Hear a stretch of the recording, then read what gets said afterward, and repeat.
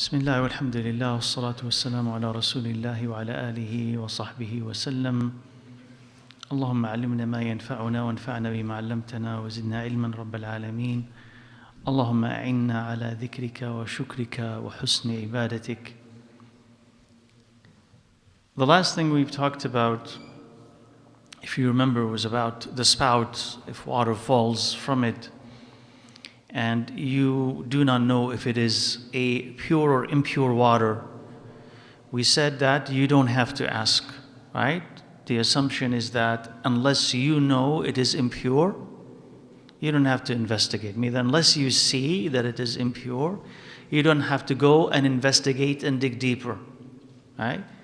And then also the opinion of Ibn Taymiyyah rahimahullah, he says similarly to it. He says, إِذَا أَصَابَ رِجْلَهُ أَوْ ذَيْلَهُ بِاللَّيْلِ شَيْءٌ رَطِبٌ. If something gets stuck to you while walking at night, to your foot or to your clothes, and it's wet, and you do not know whether it is pure or impure, he says you don't have to stop and pause and smell it and test it to know whether it is najis or not, whether it's pure or impure or not. You don't have to do this. قال واحتج بقصة عمر في الميزاب. And he brought proof as that, the story of Umar radiallahu anhu with the spout, meaning similar to that since it dropped on you and you did not have to investigate, if you're walking at night and it's not apparent, is this something clean or it's not clean, but it got stuck to you or to your clothes, he says you don't have to stop and clean it. You could just keep walking, right? And we talked about the last, I think that was the last statement that we mentioned last time. وَهَذَا هُوَ الْفِقْهُ. And this is what is fiqh all about. Fiqh is what? It's a deep understanding of the Sharia. Meaning, when is something an obligation? Once I know about it, right? When is salah an obligation? Once the time comes in. Before it, when do you break your fast? When do you start your fast? But before that, you don't. So once you know, it becomes an obligation on you. So he says, if this is not an obligation yet, why? Because I have no knowledge that this is impure. He says, this is the fiqh. And since you have no knowledge, you don't have to go and investigate until it becomes clear to you. Right? I hope that's clear. قال ومن ذلك الصلاة مع يسير الدم ولا يعيد. And he says, similar to this also, is praying while there's tiny amounts of blood on you or on your clothes. And he says, and you do not repeat the salah, meaning that is forgiven. So a little bit of blood is forgiven. And then he said, قال البخاري, that Al-Hasan rahimahullah said, who was from the Tabi'een, ما زال المسلمون يصلون في جراحاتهم. He says the Muslims used to and continue till today to pray while being injured. And if you're injured, what comes out? Blood. And it's not 1 or 2 drops of blood. But he says, despite that, that was not an invalidating factor of their wudu, and it's not an invalidating factor in their salah. So it does not ruin your wudu, and it doesn't ruin your salah. Right? Now the question here is, now if we know that the blood is impure, how is this true at the same time? You say, first of all, the vast majority of scholars, by the way, and some people have also said that it is ijma'. They say that the blood is najis. The blood is najis, impure. There is a tiny group of scholars who say, no, the blood is pure, meaning clean. Right? So if the opinion of those who say that the blood is clean is the accurate one, none of these things are problematic at all. You can bleed as much as you want, that really does not affect your salah. But if we side with those who say that the blood is impure, najis, so how do we reconcile that with this? They say these are exceptions. How do we know that they are exceptions? From the practice of the Prophet ﷺ and then the practice of the Sahaba that tell us that this is an exception. That yes, a lot of blood, flowing blood is impure. But a little bit of blood is what? Allowed, forgiven. It does not affect your wudu, it does not affect your salah.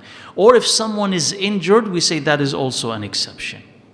Because it may not be easy to, right, stop the blood. Right? Especially there's ease in battle or ease in conflict. So it may not be easy, therefore it was also forgiven and allowed as well. So other examples that show you that how the Sahaba behaved with blood. He says Ibn Umar squeezed a blister that he had. Some blood came out of it. He did not do wudu. He did not do wudu. So that tiny amount of blood was not a problem. Ibn Abi Awfa spit out blood. He did not interrupt his salah. So that's also tells you that that's the case with blood. And Umar ibn al-Khattab radiyallahu anhu صلى وجرحه يثعب دما. And Umar ibn al-Khattab radiyallahu anhu, he prayed. This is probably when he was stabbed. So he was praying and his injury was pouring out blood. Right? So we can say that these are all allowed exceptions. Right? Allowed exceptions, idhnillah. قال also that al-maradi', those who are nursing infants. He says also from the time of the Prophet ﷺ till today, they pray in the same clothes, the work clothes or the clothes that they use around those children, even though those children, they vomit. How could you hold a child, right, and feed them and avoid some of their vomit? And he also, their drool, their saliva also falls on their clothes. So he's saying what? رِيقُ الرَّضِيعِ مُطَهِّرٌ لِفَمِهِ. He says if we say that vomit is najis, is impure. So he vomited. Okay, what about his mouth? He says his saliva purifies his mouth. Right? His saliva purifies his mouth. So even though he may have vomited and then drools on so-and-so or so-and-so, that doesn't really matter. He purifies his mouth with this saliva. قال كما أن ريق الهر مطهر لفمها. It says similar to the fact that the saliva of a cat purifies its mouth. Right? The Prophet ﷺ said, إِنَّهَا لَيْسَتْ بِنَجِسٍ إِنَّهَا مِنَ الطَّوَافِينَ عَلَيْكُمْ وَالطَّوَافَاتِ. He says, it is not impure. Who is he talking about? Cats. They are not impure. They go around you and around your home, meaning they're around you, in the house, everywhere. So they are not impure. They are clean animals, right? قال وكان يصغي لها الإناء حتى تشرب وكذلك فعل أبو قتادة مع العلم اليقيني أنها تأكل الفأر والحشرات. He said this is reported from a Sahabi, and he also reports that the Prophet ﷺ did this. But at least we know that the Sahabi did that. Did what? That is, his daughter brought him water for wudu, and he had a cat around him. So he made or allowed the cat to drink from that water. So his daughter was surprised. He says, are you surprised? We're allowed to do this. Meaning he was about to do what after that cat drank from it? Wudu. Right? The same water. Right? So this again practically is very helpful. So what if, you had some water and your cat comes and drinks from it? What is the status of that water? Halal. Tahir. Nothing wrong with it. Or extend it to food. Let's suppose your cat is a really greedy cat and you had your food and came and ate some of your food. What happens with the rest of the food? Do you have to throw it away? No. No, maybe personally you say, I'm not comfortable to eat from the same food that my cat ate. Okay, take all of it. I don't want any of it. But here we're talking about the status, the legal status of it, regardless of your comfort. Is it clean or is it not? You say it's clean, right? And he says, مع العلم اليقيني, he says, even though you know for a fact that, what does it eat? It eats mice and insects, right? Like dirty things that it may eat, if it's an outdoor cat that comes into your house. So it eats these things, but it comes to your home and licks your face, let's say. Is that okay? They say yes, because whatever it had eaten got purified with its saliva. So that is not a problem, inshallah. قال ومع العلم اليقيني أنه لم يكن بالمدينة حياض فوق القلتين تردهما السنانير وكلاهما معلوم قطعا. It says in addition to the fact that the water that they had in Medina, the water that he's talking about, the people perform wudu with, it wasn't more than 2 jars, قلتين. So why did he mention that in particular? He says because a hadith from the Prophet ﷺ that said, إِذَا كَانَ الْمَاءُ قُلَّتَيْنِ لَمْ يَحْمِلِ الْخَبَثِ. He says if the water is equivalent to 2 jars, it will not be impure. And this is a known quantity for them. What is qulla? The qulla is a jar. But how big it is, that is a known quantity. And it's known till today. You can measure, but we don't use that measurement today. So with that hadith, some scholars said what? Some scholars have said, if the water is 2 jars and up, meaning that a good amount of water, and a najasa drops in it, it will not be impure unless one of its characteristics have changed. Meaning what?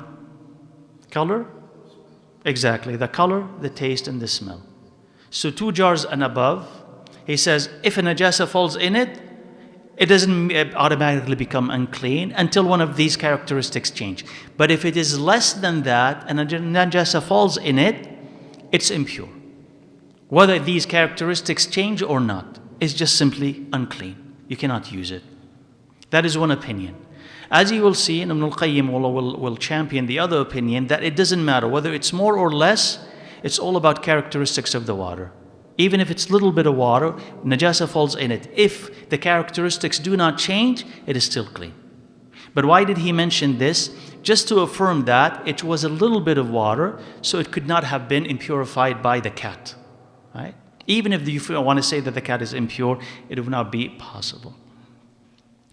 And also the Sahaba, these are all examples of ease, by the way, right? Even if you don't see some connections between them, but he's just repeating examples of ease in the Tahara. He says also the Sahaba used to pray holding their swords, and the swords may have blood on them, and the only thing that they used to do to clean them is just wipe them. Right? So if you wipe, it's not going to eliminate every trace of blood, right? In battle too. And you may not have access to water or additional water to wash your sword. So he says, what did they do? Just wipe it. And by wiping it, it became clean, and they were holding it while they are praying. And he says, وَعَلَى هَذَا قِيَاسُ. He says, by analogy, we say that if you have a mirror and there's najasa on it, you could just simply wipe it. It doesn't have to be washed. Now, if you want to wash it, right? But why are we pointing to the minimum? To tell you that this is sufficient. You want to do more, you can do more, but this is sufficient. And he says, Ahmed,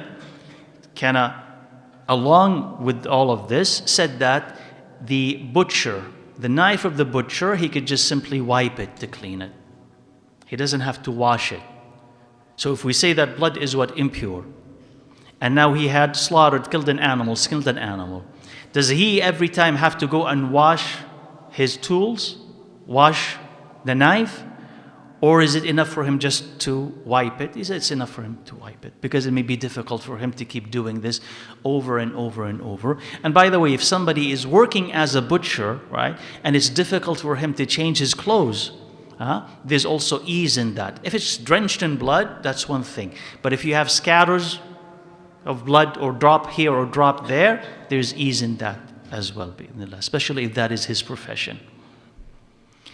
And also that نص على حبل الغسال أنه ينشر عليه الثوب النجس ثم تجففه الشمس فينشر عليه الثوب الطاهر فقال لا بأس به. He said also, Ahmed rahimahullah said that if you have a laundry rope for drying laundry and najasa falls on it, something impure falls on it, or if you have a clothing that had been contaminated with impurity and you just hang it on that rope, and the sun dries it up, dries that rope, whatever najasa or impurity is on it, the sun dries it up. He says that cleans it. Just by what? The sun and the wind. So if it becomes dry, the effect of the sun and the effect of the wind, remember we talked about this before? The effect of the sun and the effect of the wind is that this line is clean. By what? I didn't wash it, there is no rain. What cleaned it? The fact that it is dry. Even najasa fell on it, yeah, but it became dry. Right? قال وهذا كقول أبي حنيفة, and he says this is like the opinion of Abu Hanifa rahimahullah, that the contaminated grounds can be purified with wind and the sun. And he says that's an opinion of some of the companions of Ahmad, to the extent that you could even do tayammum with it. The earth that had impurities on it, what can clean it? He says the sun and the wind. And he says, وَحَدِيثُ ابْنُ عُمَرْ كَالنَّصِّ فِي ذَلك. He says the hadith of Ibn Umar radiallahu anhu, it's like explicitly stating it, which is the hadith that the dogs used to go back and forth and urinate in the masjid of Rasulullah alayhi salatu wasalam, and they did not spray or use water for cleansing. Right? وهذا لا يتوجه إلا على القول بطهارة الأرض بالريح والشمس. He says this is not possible unless you say that the ground, the earth, can be cleaned with the sun and the wind. Because if they urinated and they didn't use water to clean it, what cleaned it? The sun. Right? The sun and the wind. That's the only thing that cleaned it. So it became a suitable place for salah. And it's in the masjid, by the way. Right? Right? So sometimes we kind of freak out when small things or big things happen, and it's a lot easier in the Sharia than we think. قال ومن ذلك, this is the point about the water, no matter what the amount. He says that the sunnah of the Prophet ﷺ and the traditions of companions is that the water does not become impure unless it changes, even if it's a little bit of water. It does not become impure unless it changes. And he says this is the statement or the opinion of the people of Medina and most of the Salaf and most of the people of Hadith. And then he gives you names also. Ata ibn Abi Rawah, Sa'id ibn al-Musayyab, Jabir al-Awza'i, Sufyan al-Thawri, Malik ibn Anas, Abdul Rahman al-Mahdi, Ibn al-Mundhir, the people of Zahir, and Imam Ahmad. So he gave you all of those people who say that it does not matter the quantity of water. How do you know if it's clean or not? You smell it, you taste it, you look at the color. Then you know. One of these things changed, then that is unclean water. And there's a hadith of the Prophet ﷺ that he brought here, الْمَاءُ لَا يُنَجِّسُهُ شَيْءٍ, nothing impurifies water. Meaning if it drops in the water and the water does not change, the water retains its purity. And also the other hadith, and this is a famous one, they asked the Prophet ﷺ, أَنَتَوَضَّأُ مِنْ بِئْرِ بُضَاعَةٍ. He says, O Messenger of Allah, can we make wudu from the well of Buda'a? Right? قال وهي بئر يلقى فيها الحيض ولحوم الكلاب والنتن. He says it is a well that contains menstrual rags and dog meat and impurities in general. So he said عليه الصلاة والسلام الماء طهور لا ينجسه شيء. The water is clean or pure, nothing impurifies it. Of course, unless what? Color. You understand that right now. Now, so some of the commentators have said about Bi'r Buda'a, he says, don't think that the Arabs, with the scarcity of the water that they have, they would go to a well and throw these things in it. He says that's not happen. But what happens is that it drains. And when it drains, it carries all of these things, right, into the well. So the well has water in it, but has some of these things that they talked about, garbage, let's say. So it collects this garbage and it's there, but it has water as well. And the water looks clean. Otherwise, they wouldn't be asking the Prophet ﷺ. Looks clean, has no taste, has no smell. Can we make wudu with that water even though it has these things? So he says the water is clean. Unless it changes. Even though it has all these things that we talked about. Right? And the Bi'r Buda'a is famous. So when you go into the sections on Tahara in any of the books of fiqh, you must see the hadith about Bi'r Buda'a. Now, and then he brings also a couple of hadiths here. They are not authentic, they are weak, but he acknowledges that. Like for instance, a hadith, the water is clean, nothing impurifies it unless its smell or its taste or its color changes. The hadith this way, stated this way, is weak. He brings another hadith that is weak. And he said here, so that you understand why he's bringing that, he says, وَإِنْ كَانَ فِي إِسْنَادِ هَذَيْنِ الْحَدِيثَيْنِ مَقَالٍ فَإِنَّ ذَكَرْنَاهُمَا لِلْإِسْتِشْهَادِ لَا لِلْإِعْتِمَادِ. He says, even though there is something about the chain of those two hadiths, but we mention them for support, not that we are relying on them. So you understand sometimes why a person may bring a weak hadith into his book? So he's marshalling, bringing all evidence he can. He says this and this and this. And by the way, there is these hadith. Yes, I know that they are weak, but I brought them in for extra support. Not that I'm relying on them to prove my point. Okay? So that can answer a question when we say, why is there a weak hadith here? He says, I'm reinforcing my point by bringing every bit of support. Right? وقال البخاري قال الزهري. الزهري is one of the great scholars. He says there's nothing wrong with water unless it changes its taste or its color or its smell. وقال الزهري. الزهري also said قال إذا ولغ الكلب في الإناء ليس له وضوء غيره يتوضأ به. He says that if a dog goes into your water, drinks from your water, and you have no other water to use for wudu except that water, he says you use it for wudu. You can use it for wudu. You have no other water. Al-Awza'i, rahimahullah, he added, he says, makes wudu and tayammum. And Sufyan al-Thawri agreed with him. And he says, this is really fiqh, because Allah Azza wa Jal said, فَلَمْ تَجِدُوا مَاءً فَتَيَمَّمُوا. If you don't have water, then do tayammum. And he says, this is water, so you are making wudu with it, but at the same time, you're uncomfortable with it. Is it clean or is it not? So you do also tayammum in case. That's the reason. But none of them said avoid that water, right? Because it's still water, right? Wallahu a'lam. ونص الإمام أحمد قال في حب زيت ولغ فيه كلب قال يؤكل. He says in a container that has oil in it and the dog got into it, he said you can still consume it. He did not make that like water. Because if a dog comes into, sort of drinks from the water that you have, it becomes najis, right? You need to throw it away. But when he said, when it came to oil, he did not make the same ruling. He said that can still be consumed. Maybe perhaps, wallahu a'lam, that he did not see that the najasa spreads in water, in oil, as it spreads in water. You understand? Because it's a thicker substance. So if he drinks from water, the najasa spreads. But if he drinks from something like that, he didn't see that the najasa is going to spread. Wallahu a'lam. And he says also that the Prophet ﷺ used to accept invitations from anyone who invites him, and he will eat from his food, right? And in particular, he said that he was invited by a Jew, and he accepted that invitation, and he offered him خبز شعير وإهالة سنيخة, barley bread and old fat or old oil. So ihala is fat, whether it is animal fat or non-animal fat. It's fat. Sanikha, it means that it's old enough that it has changed. The smell has changed, the taste has changed, so it's not fresh. So what is the meal then? What was the invitation? What is the food? Barley bread, which is kind of the lowest category of bread, by the way. The lowest category of bread. And what do you dip the bread with?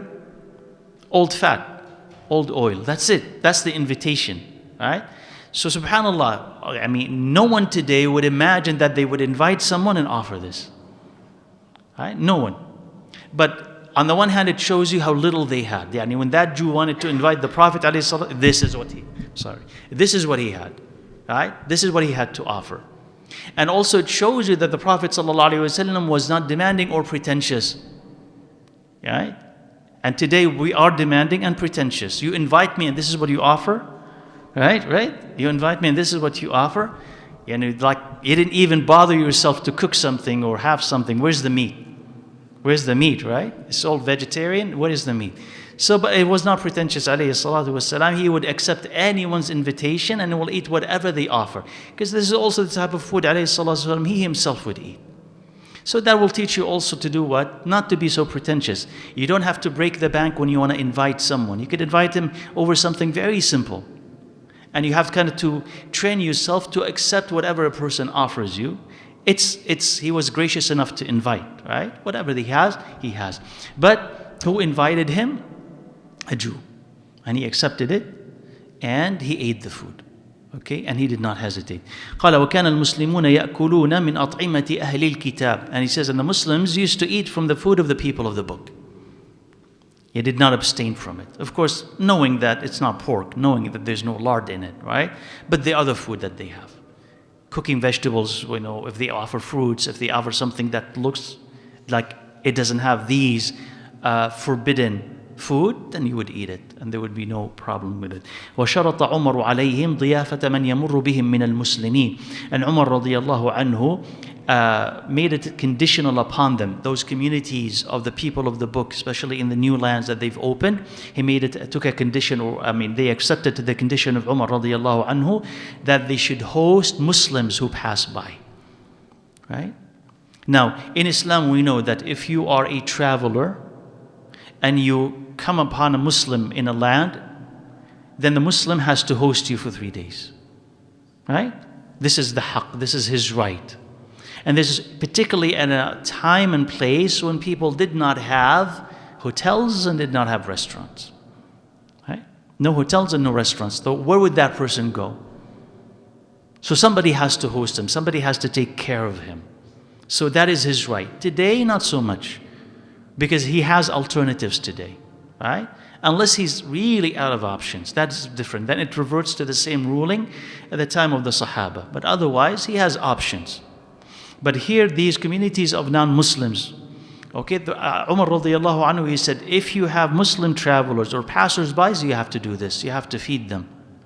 So they complained back to Umar radiallahu anhu saying that, well, some of the Muslims, or maybe a lot of them, when they pass by, they burden us by requiring meat. Alright? Again, where's the meat, right? Where's the meat here? So they're requiring meat. He says, لَا أَطْعِمُوهُمْ مِمَّا تَأْكُلُونَ. He says, feed them from your own food. You don't have to cook anything special for them. Yes, I asked you that you have to host them for 3 days.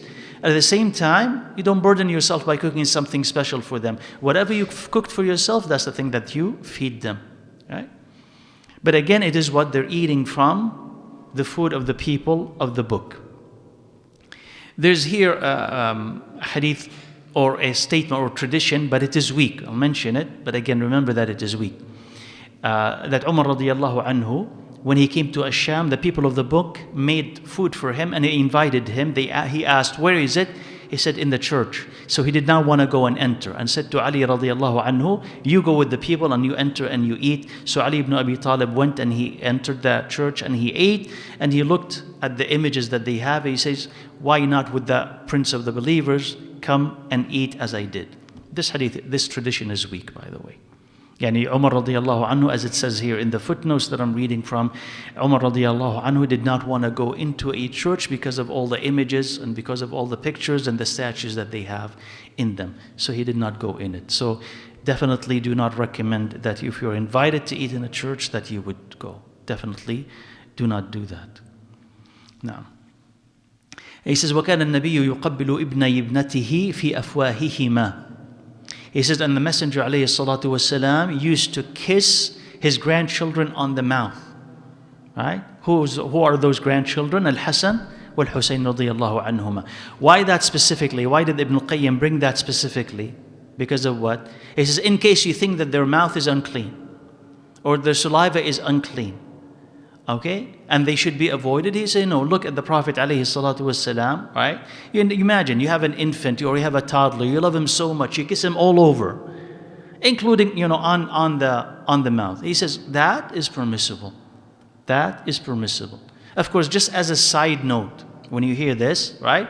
This is true when the children are young, right? Not when they get older, when the children are young. And you have to observe the custom of the place that you're in, because at that time doing this is absolutely fine. If the custom in the place where you're in does not really look favorably at something like this, observe that custom. Especially that we're living in a time when a lot of innocent things are not innocent anymore, right? So if a person, doesn't want to be caught into that or doing something like this, or people to misjudge him, you wouldn't do this. But in another place where this is normal and innocent as it's supposed to be, then that is fine. Wallahu a'lam. قال ويشرب من موضع فيه عائشة ويتعرق العرق فيضع فاه على موضع فيها وهي حائض. When Aisha radiallahu anha was menstruating, he will drink from the same spot that she was drinking, eat from the place that she bit. Right? Yani he did not see that fact that she is menstruating means that I have to avoid her. So from the same cup, from the same spot, he would drink. If she takes a piece of food or some meat with her mouth, he will take the same meat from the same spot, I would not consider that to be unclean.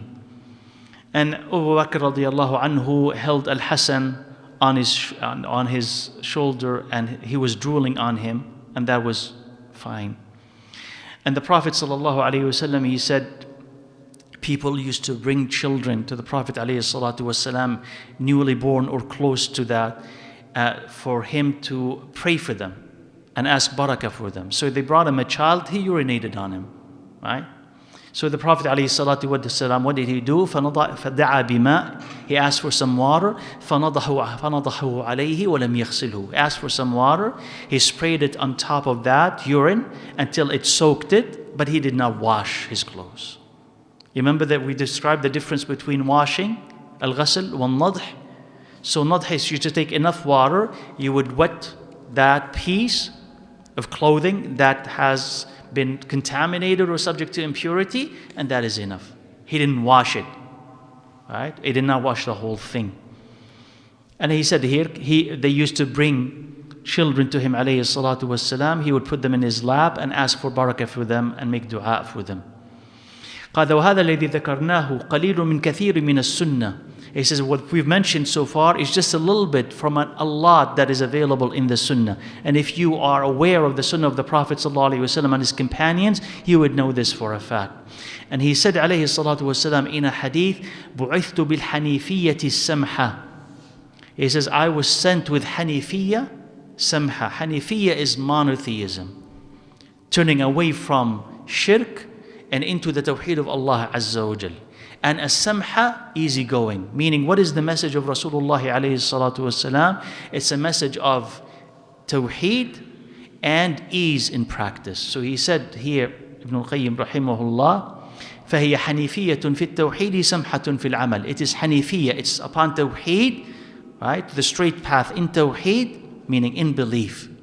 And in action, it is samha, it's easygoing. It's not difficult, it's not complicated, right? It's not extreme. قال وضد الأمرين الشرك وتحريم الحلال. It's the opposite of those two. He said, what is the opposite of tawheed? Shirk. And he says, what is the opposite of ease? He says, making the halal haram. The opposite of ease is making the halal haram, complicating things. Right? So he says that is the opposite. And these are the two things that he mentioned alayhi salatu wasalam in what he narrates from Allah Azza wa Jal, where Allah said, that is in the hadith, إِنِّي خَلَقْتُ عِبَادِيَ حُنَفَاء. It says, I've created people hunafa, meaning upon tawheed.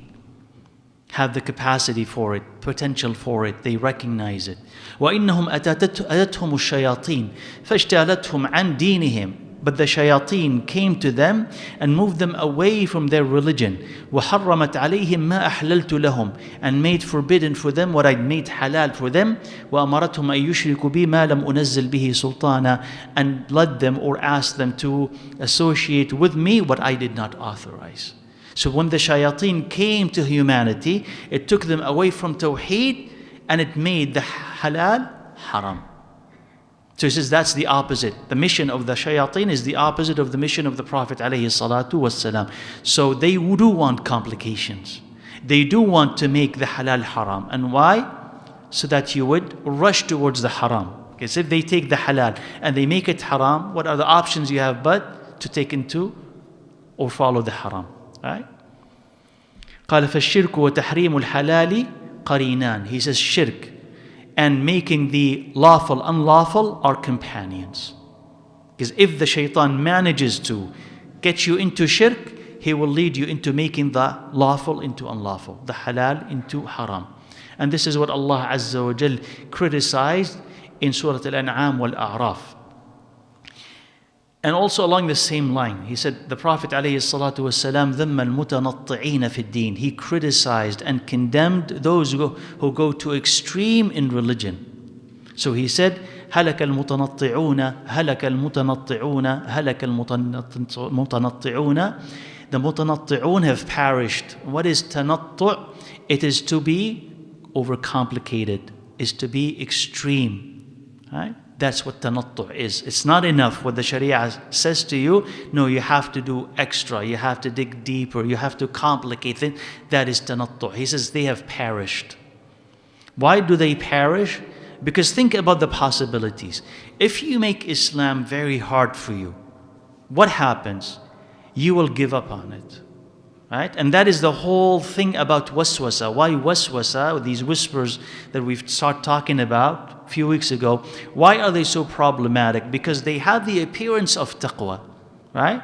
I'm so worried about my salah, I'm so worried about my wudu that I really have to do so much to protect them. So it has the appearance of taqwa, but it is making the halal into haram until you give up on wudu, give up on salah and leave it. By that you perish. Or if you continue along the same path and having this character of extremism, you're going to destroy yourself and people around you. Okay? With your extreme choices. So that's also a possibility. And is here a narration from Ma'id ibn Abd al-Rahman. He said that Abdullah ibn Mas'ud radiyallahu anhu, he said, by Allah, I did not see anyone who had harder on those who are extreme than the Prophet sallallahu alaihi wasallam. I did not find anyone after him who fears more for them, and he worries about them more than Abu Bakr and also Umar. So the Prophet ﷺ, he was saying, was really hard on them, and Abu Bakr and Umar worried about them. And he said, the Prophet ﷺ, كَانَ يَبْغَضُ الْمُتَعَمِّقِينَ. He used to hate or dislike those who go to extremes. How do you know it's an extreme, by the way? Because it's not his sunnah. قال حتى أنه لما واصل بهم وراء الهلال قال لو تأخر الهلال لواصلت وصالا يدع المتعمقون تعمقهم كالمنكل بهم. He says when he عليه الصلاة والسلام would fast in Ramadan, he would not break his fast during a time of Maghrib. He would do wisal. What is wisal? He would connect 2 days together. So he wouldn't eat for 2 days. Right? Or maybe more. So some of the Sahaba said, "O Prophet of Allah, you do this. So we want to do it." He says, "I'm not like you. Like, I'm distinct. Don't like you. So don't do it." Most of the Sahaba understood that. Some of the Sahaba knows. They said, "We still want to do it. Even though you told us not to." He says, "We still want to do it. Because you're doing it, so we still want to do it." You understand the sentiment? Yeah, if you have the Prophet ﷺ doing it, and you have an opportunity to, what is taqwa? What he's doing, so I want to do it. Although he said what? "I'm not like you, so don't do it." But he said, "No, but I still want to do it." So he said, "Fine, do it." And then they saw the hilal, right? After like the second day, they saw the hilal. He says, لو تأخر الهلال. He says, if the hilal was late, I would continue with them so that they would learn their lesson. I would continue like fasting, not only for 2 days, 3 days, and they with me so that they get to learn their lesson. Meaning, I told you not to. Why would you do it? So that's why he said, Rahimahullah, كَالْمُنَكِّلِ بِهِمْ. He wanted to teach them a lesson. He wanted them to punish them for that choice that they made, so that they don't make similar choices later on. So if you see that the Prophet ﷺ stopped here, you stop. Or if he did not, but he told you, you should stop here, then you stop. You don't say taqwa is beyond what he said or what he did. Right? قال وكان الصحابة أقل الأمة تكلفا اقتداء بنبيهم قال الله تعالى قل ما أسألكم عليه من أجر وما أنا من المتكلفين. He said the Sahaba were in this ummah the least pretentious. Takalluf is what? So that you understand it fully. What is takalluf? It's for you to claim for yourself what is not yours. To pretend to be something else. To ask for something that is above and beyond. Takalluf is to be easygoing. Take what is available. Okay? Not pretend. Not demand. You understand what the difference between them? So I'm not demanding or asking for anything else. I'm not claiming to be something that I am not. So he says they were the least people, least pretentious, least demanding of people, following also their Prophet ﷺ, who was the same. And Allah said in the Quran, قُلْ مَا أَسْأَلُكُمْ عَلَيْهِ مِنْ أَجْرٍ. I'm not asking you for any compensation from my delivery for my da'wah. وَمَا أَنَا مِنَ الْمُتَكَلِّفِينَ, and I'm not pretentious. I don't claim to be someone that I'm not. I don't ask you to do things that I'm not doing. Right? So I don't want any money from you, and what I'm asking you to do, I'm doing my as well. I don't claim to be something that I am not. Genuine, authentic, right? Simple. That way. That's what takalluf is. وقال عبد الله بن مسعود رضي الله عنه, and this is an important statement from him. قال من كان منكم مستنا فليستن بمن قد مات فإن الحي لا تؤمن عليه الفتنة. He says, if you're going to seek an example, take your example from those who had passed away, because the living could be subject to fitna. You have those who are living and you have those who are dead. And yes, it's always useful to see a living example. Right? Isn't it? It's always, because you don't want to just hear stories about people who have passed away. You want to see somebody in front of you who's actually trying, who's actually living that taqwa. And that is fine. But he is not the example. Like, if he rises, I rise. If he sinks, I sink. No, you have to understand that this person at this moment may be guided. Tomorrow, what? We do not know. Especially these days. We do not know. People change. There are a lot of temptations. So he says, yes, look at him if you want. But he is not your ultimate example, because the hayy, the living, could be easily tempted. But instead look at the dead. Because the dead, they're dead. There's no fitna anymore. And you have their whole life in front of you to learn from and to study, knowing very well that they did not waver and did not compromise. And he said, also continued, he says, أولئك, these, or the companions of Muhammad sallallahu alaihi wasallam, they were the best of this ummah, with the cleanest hearts and the deepest of knowledge and the least pretentious takalluf. They didn't have that takalluf. Allah Azza wa Jal chose them for the companionship of His Prophet sallallahu alaihi wasallam and to uphold his religion. So recognize their virtue and follow their footsteps, because they were on the straight path. And Abdullah ibn Mas'ud himself is a Sahabi, but he's speaking about the rest of the Sahaba as well. So the prominence of the Sahaba is unlike anything else, unlike any other generation that had followed. If you're ever confused, where do you go to? Go to the Sahaba. See what they did. See how they behaved. See what they've established. What was halal then? What was haram then? If you're confused by, you say today, this scholar says this person says that, and you have no ability to distinguish between this scholar and that scholar. They have this opinion, that opinion. These people are fighting those people. What do I do? What do I hold on to? It says, if you're confused by all of this and you don't understand, you can't tell right from wrong, go back to the earliest example and see what they did and what they believed. And then take that and then examine what you have now. Maybe that will help you. Right? Maybe that will help you. وقال أنس كنا عند عمر رضي الله عنه فسمعته يقول نهينا عن التكلف. He says we were forbidden to be pretentious or to pretend or to be too demanding. And that is a very useful motto if you can have. نهينا عن التكلف. So when you want to speak, don't exaggerate for you to sound intelligent. Choose the most difficult words. No, speak naturally. Okay?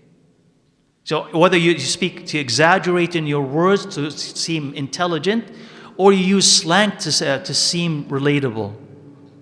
And this is not how you speak. Speak as you are. If you invite people, you don't have to have takalluf. You can honor your guest. But as I said, you don't have to go and break the bank for that. There's no need for takalluf. You don't need to have takalluf when you come into the masjid. Everybody needs to say salam to me, not me to them. That's takalluf. Right? So he says, be natural, be easygoing. Don't demand too much from people. Recognize their weakness, their fragility. So that is nuhina عن التكلف, right? وقال مالك قال عمر بن عبد العزيز that the Prophet صلى الله عليه وسلم and ولاة الأمور, the people of authority, meaning the Sahaba and the likes, have made sunan, or established sunan, If you take it, you'll be confirming the book of Allah Azza wa Jal and completing your obedience of Allah Azza wa Jal and strengthening your religiosity. You're not supposed to change them.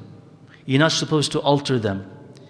And you're not supposed to look at any other alternative. If you follow them, you are guided. If you seek victory through them, you are victorious.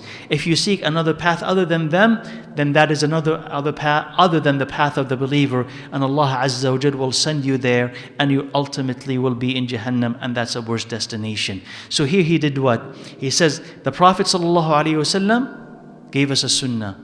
And wulatul umuri min ba'dihi. So who are those? Abu Bakr and Umar and Uthman and Ali in particular, and the rest of the knowledgeable Sahaba.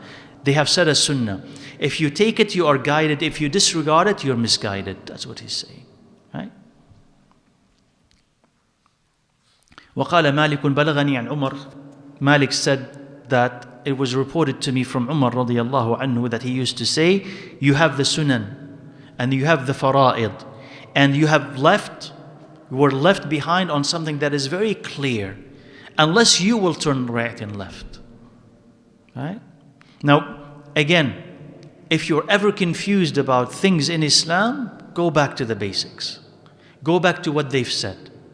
Go back to how they lived. What was halal then? What was haram then? What was sunnah then? What was bid'ah then? Then you recognize, you'll have better insight into today.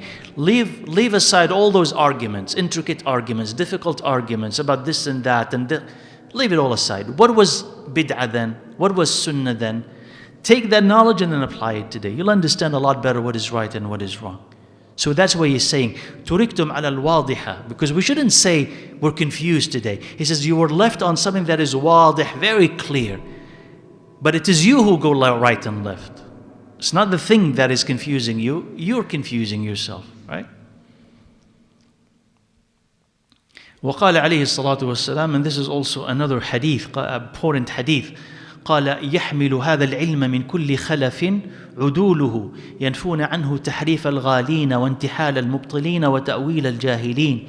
He says this religion or this knowledge will be carried in every generation by its reliable uprights, meaning the best of that generation are those who will carry this knowledge.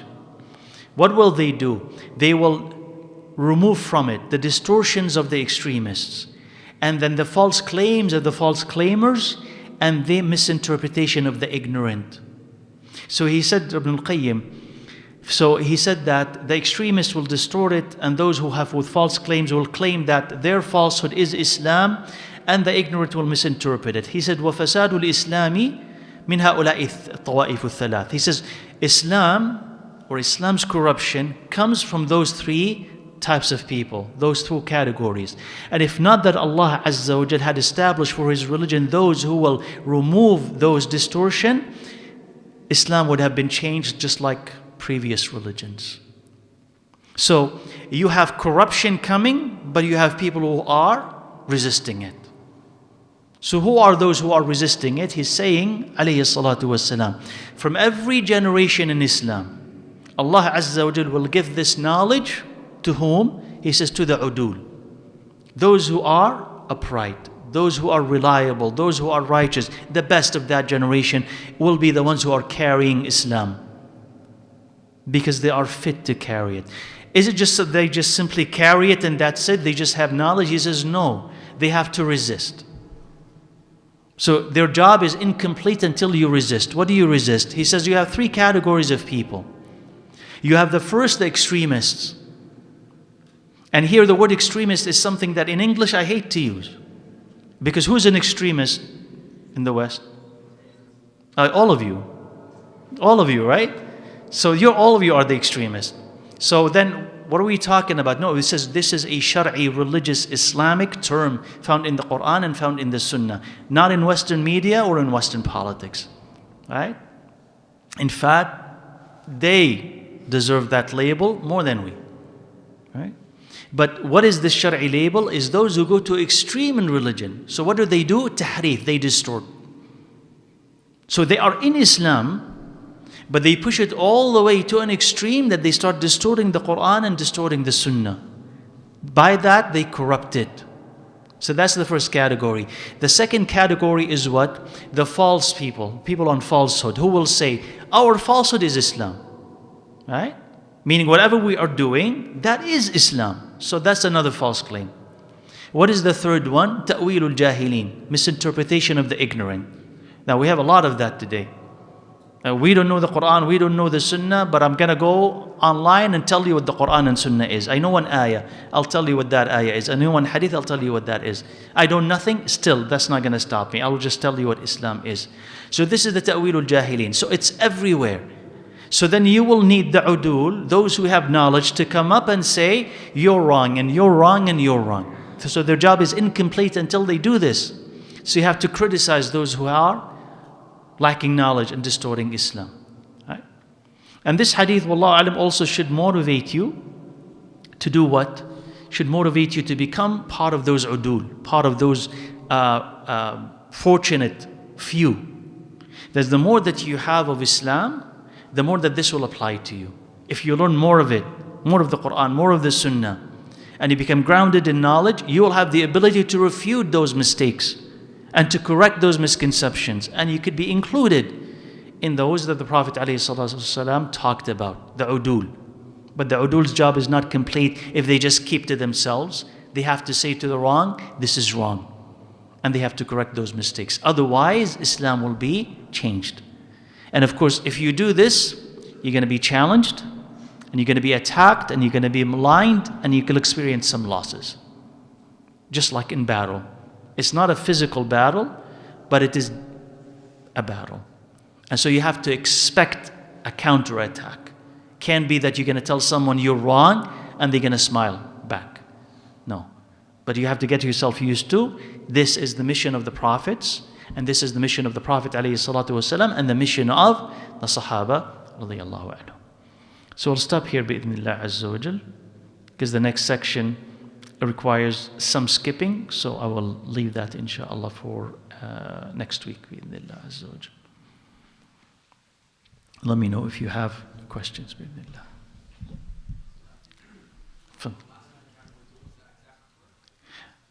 So what are the last three categories? So we say the extremists and their distortions, and those who are on falsehood, claiming that falsehood is Islam, and the ignorant, who misinterpret Islam. Yeah. I'm sorry? He says these are the three groups that could destroy Islam if Allah Azza wa Jalla did not set up people who defend it. Otherwise, Islam would become like Judaism and Christianity, distorted and way up.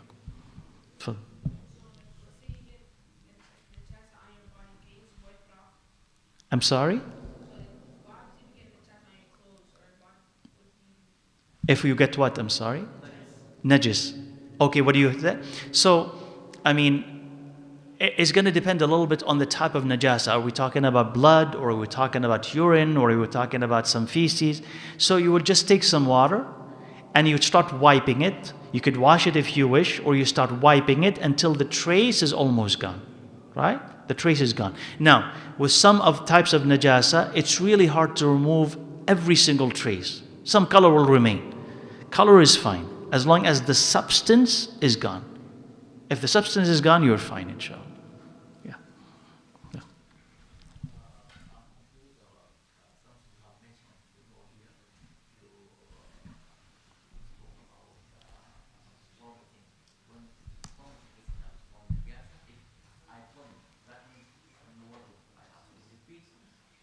Good. Jazakallah khair. Okay, good. So the brother is saying that he was unclear about the vomiting.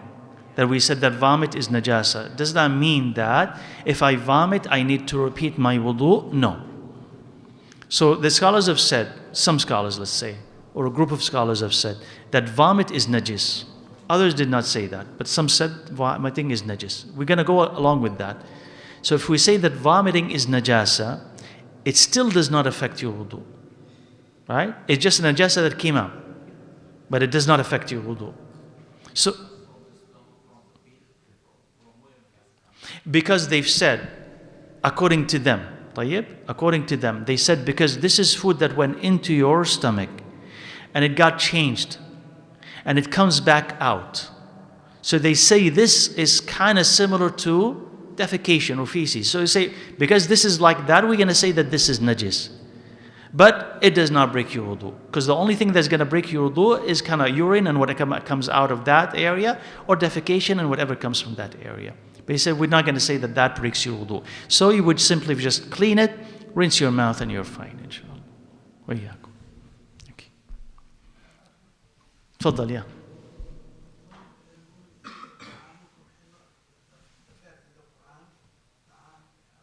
طعام أهل الكتاب.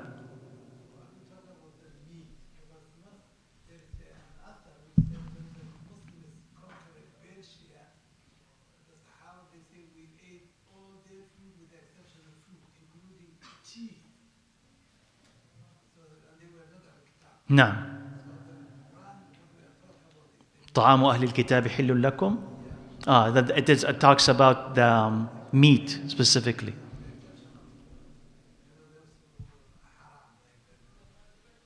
نعم. So you just want to add that point?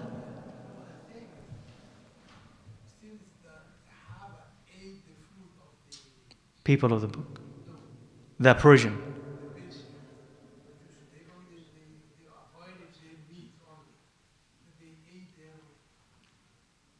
Cheese.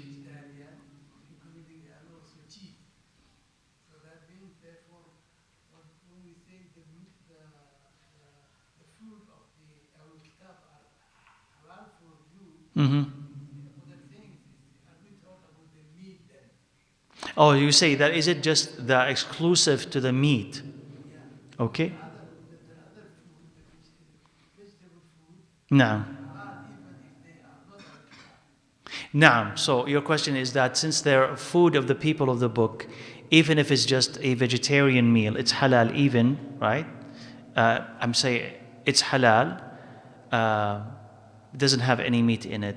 So if we're talking about ta'amu ahlil kitab, the food of the people of the book, is it just exclusively about meat, right?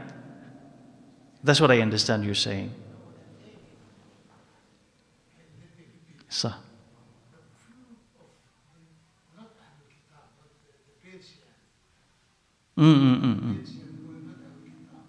Yeah. صحيح. Yeah. نعم.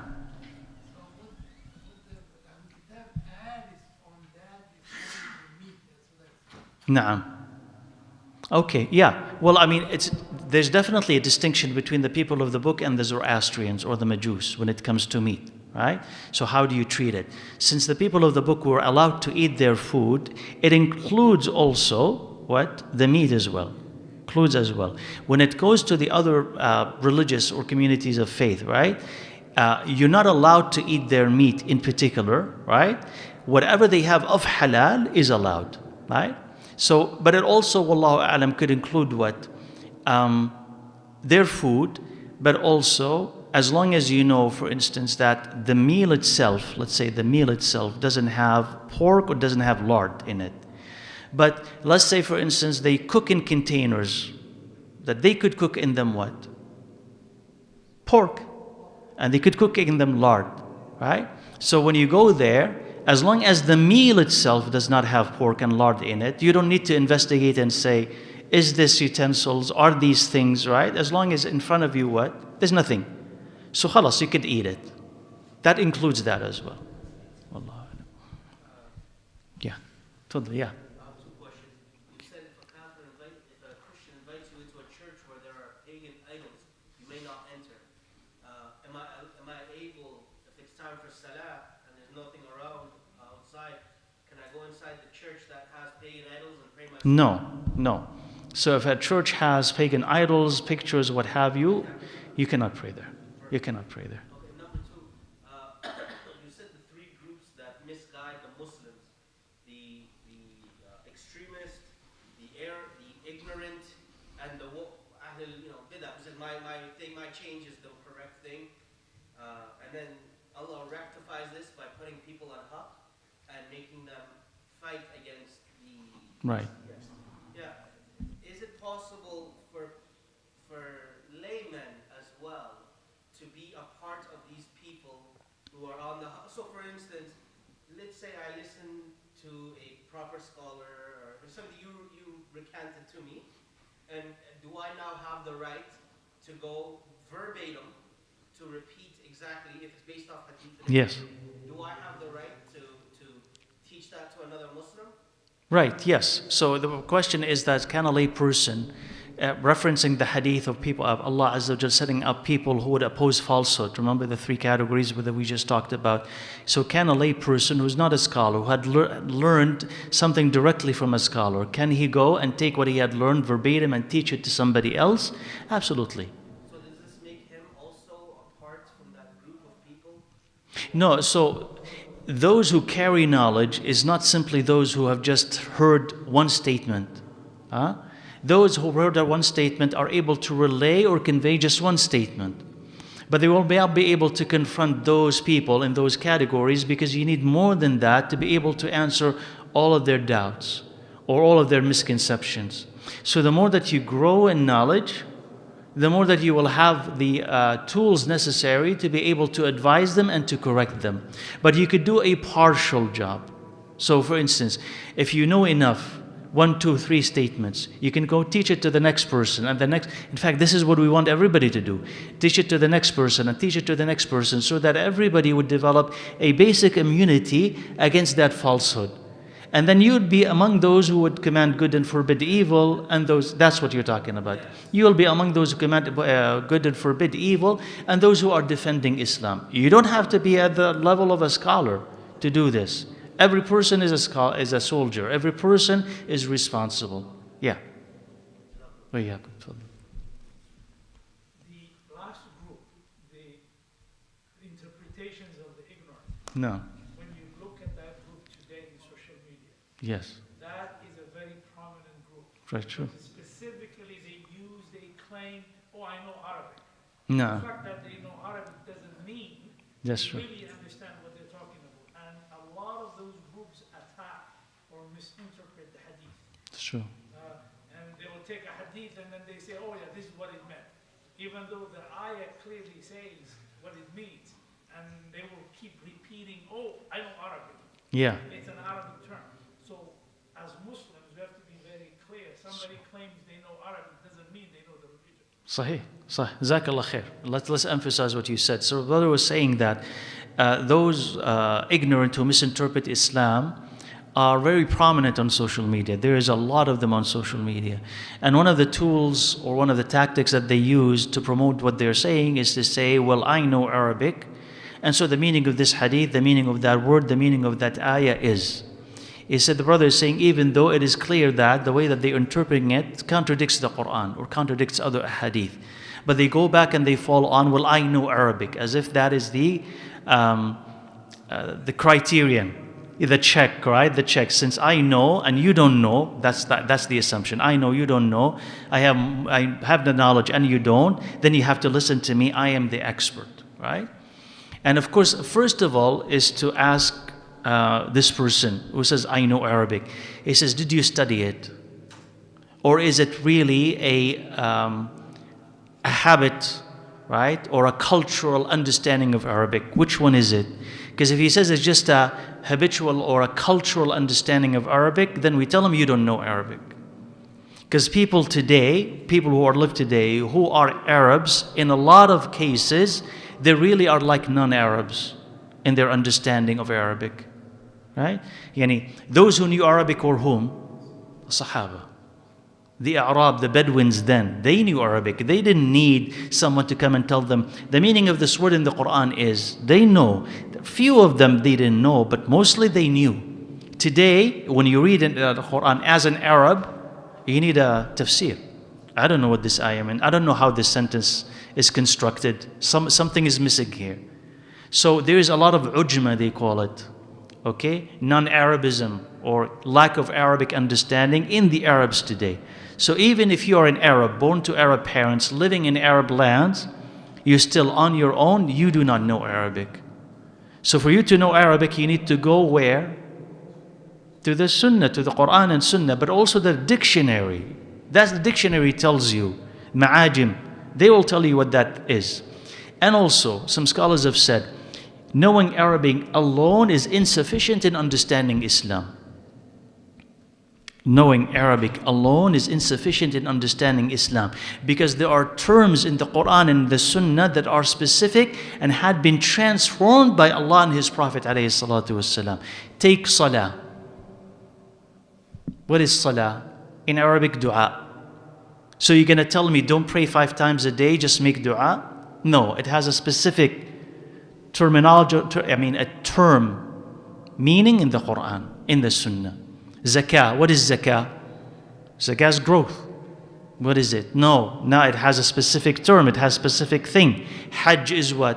Hajj is to visit something. But what does it mean now? A specific thing. So when you go into the Quran and Sunnah to interpret it basically on Arabic and Arabic language, you're misguided. That's misguidance, that's dalal. So you need the reference of what? What did the Prophet ﷺ say about this? What did the Sahaba say about this? How did they apply that? That teaches you how to understand it. So just saying I understand Arabic or know Arabic is what? That is just a farce, right? That is just a joke, right? That's not right.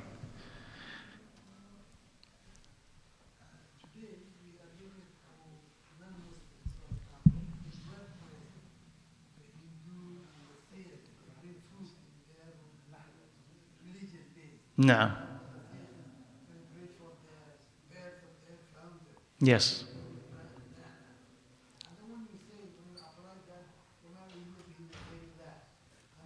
Sahih.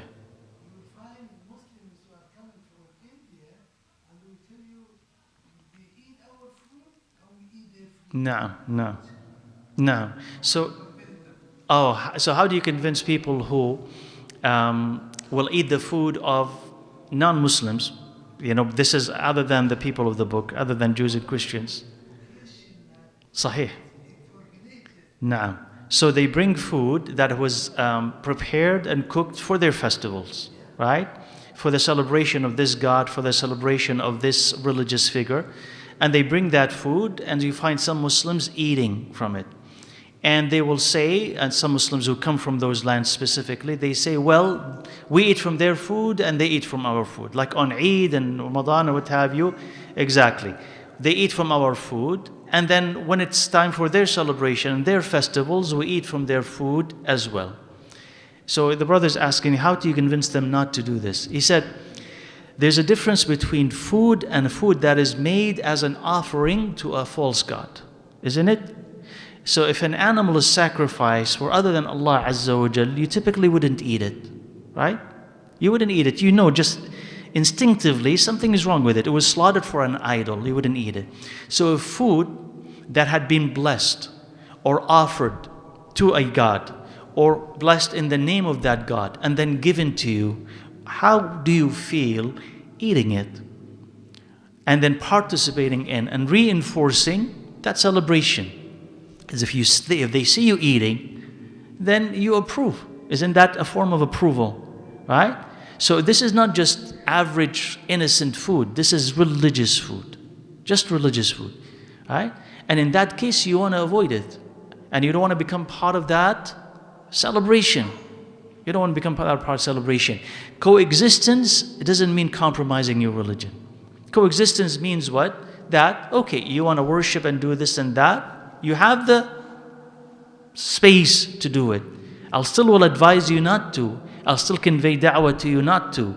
But you have the space to do that. And I retain my space to worship as Allah Azza wa Jal wanted me. And if you need assistance, I'll assist you. If you need help, I will help you. As a human being, right? That's what coexistence is.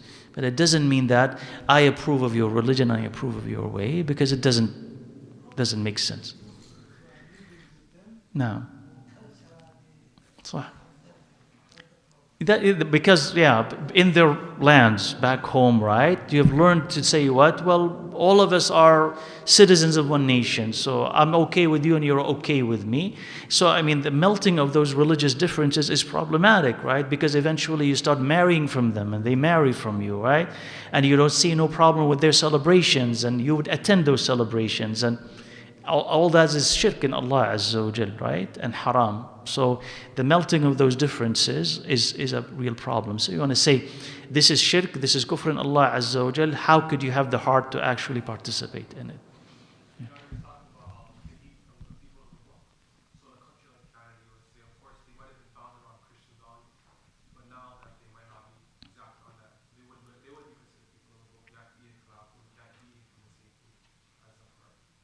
Now, so you're asking about eating from the meat of a place like Canada, right? Are they considered still from the people of the book or not? So overall, as long as a person is Christian, we consider him to be Christian, right? So we don't know how many Christians are there here. I mean, I personally don't know how many Christians are there in Canada, and how many of those who are involved in slaughtering animals are actually Christian or not. Do they believe or do they not? So he says, do we eat from here or do we eat or not? And you have scholars who are saying, as long as the country is Christian, as long as predominantly the people of the book, you just can eat and you don't have to investigate. And you have other people who will say no, because the way that they slaughter is very problematic. They kill animals rather than actually slaughter them the way that they used to do before. And you're not allowed to eat dead animals. Wallahu a'lam, I would say, as a recommendation, do not eat a food unless it's halal. I'm not telling you it's absolutely haram, but I'm telling you when you eat a halal food, what you get is what? You get, first of all, certainty.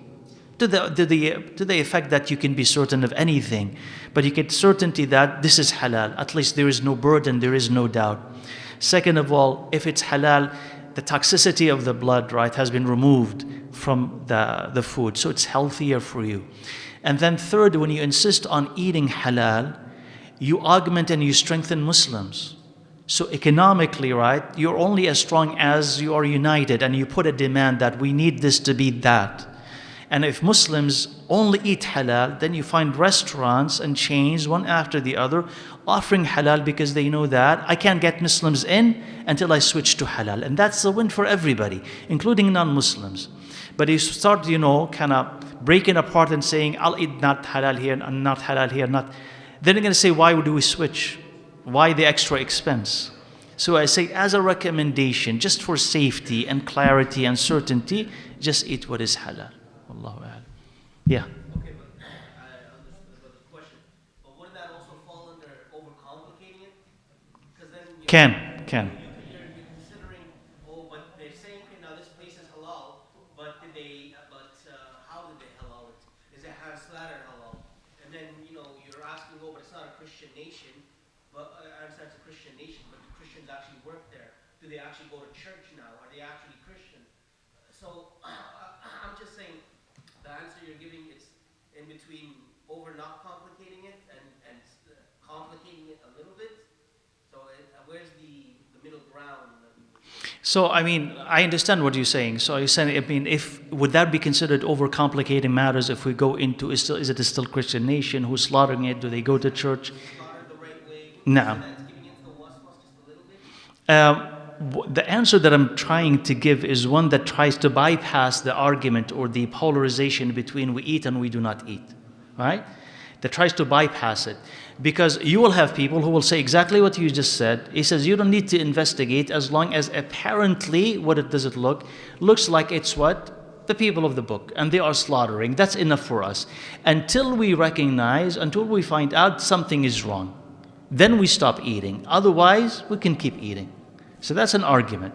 The other argument that tells you from other scholars who will say, no, you do have to actually be cautious about where the meat comes from, because every meat is haram until you prove it's halal. It's not the other way. Every meat is haram until you prove it's halal, because it could be dead meat. So how do I know that it's actually consumable? Until I can find out that the one who slaughtered it is a proper person, meaning allowed to, has done it in the right way. So you understand where different scholars come from? Yeah. They come from this way, based on, we're not going to investigate because these are people of the book, and other scholars who will say, no, it needs investigation. So what I'm saying is that a way to kind of bring both of these positions together is to say, it's actually better for you to just eat halal and to demand that halal label. If you do that, you actually benefit yourself, benefit, let's say, Muslim businesses. who are slaughtering and doing halal. So you're not paying somebody else, but you're paying them. So eventually everybody benefits from it. So that's why I'm kind of leaning and saying I would recommend and urge people to just eat halal for that reason. Just to top it up, I know a Muslim brother who eats halal, but he won't eat certain halal because he says it's not hand slaughtered halal. That's that for me, right? For me, like what I would say, for instance, if a person, has valid reasons to say that only hand slaughtered and only hand slaughtered because there are so many mistakes in machine slaughtering, and I'm uncomfortable with it. If that's for you, then it's for you. But don't generalize and say to everybody else who is not eating just only hand slaughtered food that you're eating haram food. You understand? So if it's a person wants to use wara, meaning caution when it comes to his food, you say you're allowed to, without you going and actually saying to everybody else, your choices are haram. Right? So it's not here an issue of waswasa, right? He's not about waswasa. He's about that method is not legitimate enough, or that method is not accurate enough. I want more accuracy, and more accuracy is in hand slaughter. You say, if that's what you're comfortable with and you're basing it on some data, you say, why not? No. Let me just read a couple of questions here. This person, he says, I have credit card debt and I cannot pay it off and stop paying it. While I asked Allah, will I be asked by Allah in Qiyamah, right? So you owe credit card debt and you cannot pay it off. What should I do? He say, pay them if you can. Pay them the principal, not the interest, right? Pay the principal, what you actually owe. And anything else beyond that, you're not responsible for it with Allah Azza wa Jal, right? Okay? Now, as far as you and your creditors, you and that company that you borrowed from, that you'd have to resolve legally. But with Allah Azza wa Jal, you're only responsible for what you borrowed. The interest, you're not responsible for. And if they now want to take your money from you, the principal, the money that you actually borrowed, you can donate. You can donate, give to those who are in need. That will absolve you, inshallah. So you don't have to worry about it. He says, while praying salah in jama'ah, we put cell on the ground. We're in standing position. Cells start ringing. If we bend down to shut off ringer, what will happen to my salat? Please enlighten us with cell issues. Well, you do want to avoid this. You do want to absolutely avoid that, right? Because this is an unnecessary movement going from top to bottom, from a position when you are standing all the way to the ground. So this is unnecessary movement. Now, if you're in the masjid and you're absolutely disturbing people around you, we say go ahead and do it because it's needed. Because it's needed, especially let's say it has music and your ringtone has music, which is not supposed to, by the way. You shouldn't set it to that, choose it like that. But let's suppose it's playing music in the masjid and you want to stop it as soon as possible and then come back up. But you want to avoid that as much as possible because that is a movement that is unnecessary in salah, right? Many times cell in pocket, we shut off and continue in the jama'ah. First and foremost, cell ringing in jama'ah. So if you're in the jama'ah, you forgot about it in your pocket, pick it up and you turn it off and you put it back in. And that what you say does not invalidate your salah because this is necessary, right? But try to remember, inshallah, so that you don't have to go through these unnecessary steps. These are the conclusion of the questions online. Anyone else? Yeah. There's a lot of restaurants right now that non-Muslim and who offering halal meals. Mm-hmm. Everybody is bandwagon halal issue. And the problem is that they also sell the non-halal. So I don't know how would that work for us because we don't know the kitchen. It's owned by non-Muslim. I don't know how they differentiate halal issues. Would that be okay to eat their halal part and just assume that they're going to take it, or how does it work? So the question is about restaurants who are offering halal meat, but at the same time they have also non-halal options, right? You're talking about just regular meat, you're talking about pork and stuff. Okay. So he says, what do we do with that? Yeah, it's owned by, well, I assume, right? It's owned by non-Muslim because they're offering pork and like. It says, what do we do there? I mean, are we allowed to eat in that establishment? And what do we do about it? Wallahu alam, I mean, pork stands out as something that is distinct versus other meats as well, right? So let's suppose that they offer pork. You would question, you would ask them, is there any cross-contamination? What are you using? Same utensils, same pans, same this, same grill or what have you. So if it turns out that they mixed everything together, right, then you can't really avoid this touching that. And they're not going to be observant enough because they don't really themselves care enough about this fat getting onto this fat or getting onto this meal. So if that's the case, the easiest and the simplest answer is to say, no, I'm not going to eat over there. Because you do have pork over there, right? So you do have to avoid it. If, on the other hand, they tell you, no, we really understand the sensitivities that Muslims have, so we cook this here, we cook that there, and there is no cross-contamination, you could trust them. You could take it and you could eat it, right? You don't have to go into the kitchen and see it yourself. You can just trust that and you could take it, inshallah. Just following up the questions about the food and the holidays and seasons, what about the Christmas, Thanksgiving? The company will provide this celebration of No.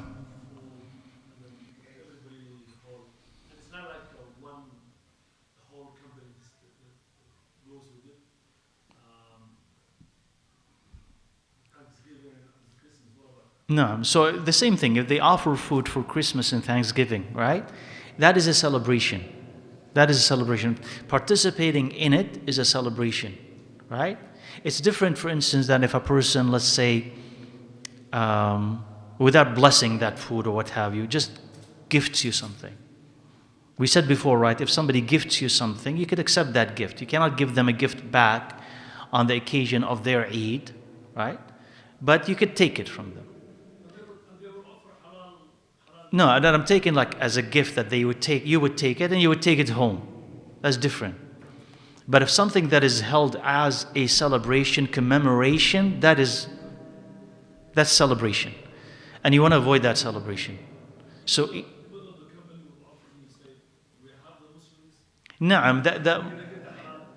na'am, na'am, our issue is not halal food or not halal food. Because as he said, it could be just vegetables, right? It could be vegetarian options. So it would not even be an issue.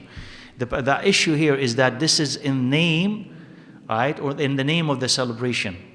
It's for it. So just think about what happens, If you eat this and if you eat that, your heart will grow attached to that occasion, to that day. Oh, I ate something special on that day. Or isn't their celebration fun? Isn't their food fun? So you'll start to like and love the day and the occasion. And that will kind of drag other attachments as well until you find yourself celebrating it on your own without them. Well, I like their food. I like Christmas food. I like Christmas spirit. I like Christmas that. So in order for us to stay distinct and separated, we say we don't celebrate. You don't celebrate. Even if they just invite you, you say don't celebrate. I don't celebrate that holiday. Yeah. And you try to find a way out of it. Politely, wisely, but you try to find a way out of it, right? No. Barakallah fik. Okay, inshallah. So we're good today? اوكي طيب سبحانك اللهم وبحمدك اشهد ان لا اله الا انت استغفرك واتوب اليك والحمد لله رب العالمين السلام عليكم ورحمه الله وبركاته